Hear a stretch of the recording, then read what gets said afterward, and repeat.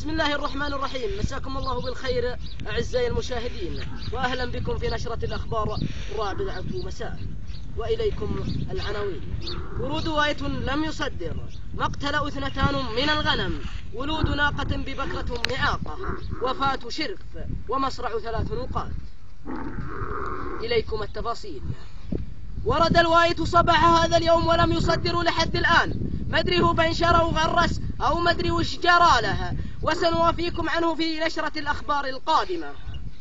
اعتدى ذئب الليلة البارحة على قطيع من الضأن وقتل 2 وأصاب 3، هذا وقد قص أثره صباح هذا اليوم المؤمن، ووجده في رأس جبل، وأطلق عليه 3 طلقات بالرشاش، ولم تصب لحسن حظه، حسبه الله على نفسه.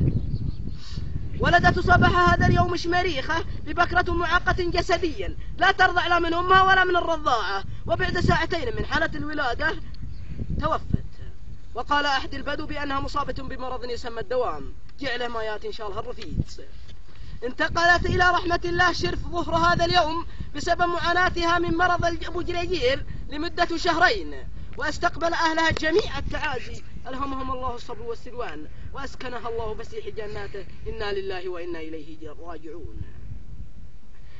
هذه الأخبار السياسية، والآن مع الأخبار الاقتصادية، ولكن بعد هذا الفاصل. أهلا بكم أعزائي المشاهدين مرة ثانية. بسم الله الرحمن الرحيم. توفت 3 نقاط بسكتة قلبية بسبب خسارتها في سوق الأسهم بمبلغ مقداره 25 مليون، الله يصبرها إن شاء الله.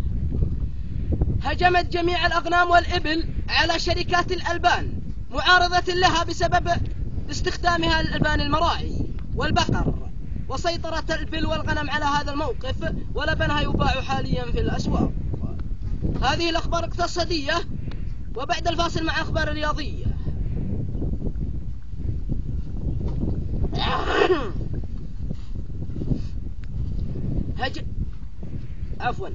لعبت المغاتير مع المجاهيم عصر هذا اليوم مباراة ودية، وانتهت المباراة بالتعادل، وسجل اللاعب الخطير مهيدلان هدف مقصية، وأصيب اللاعب الثاني حرصان إصابة خطيرة وهو الآن في المستشفى، شفاه الله. هذه الأخبار الرياضية، والآن مع نشرة الجوية وبعد الفاصل.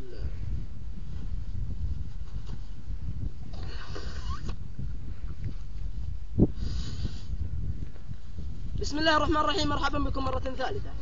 هطلت أمطار غزيرة على إخشام الذيب، وعلى ضبع، وعلى وخيضب، وعلى خشم الفردة من وراها، سيلت الوديان وارتوت منها الأرض، جعلها إن شاء الله سقيا رحمها ولا هي بسقيا عذاب.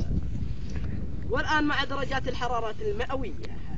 الزلته 25 درجة مئوية، أم عبل 22 درجة مئوية، السباعين 26 درجة مئوية، الضنط والضنطية 24 درجة مئوية، جبيان 23 درجة مئوية، الشميط اللي أنا فيها الآن 30 درجة مئوية، برد شديد. والسلام عليكم ورحمة الله وبركاته. صوت باك عاد اسمع.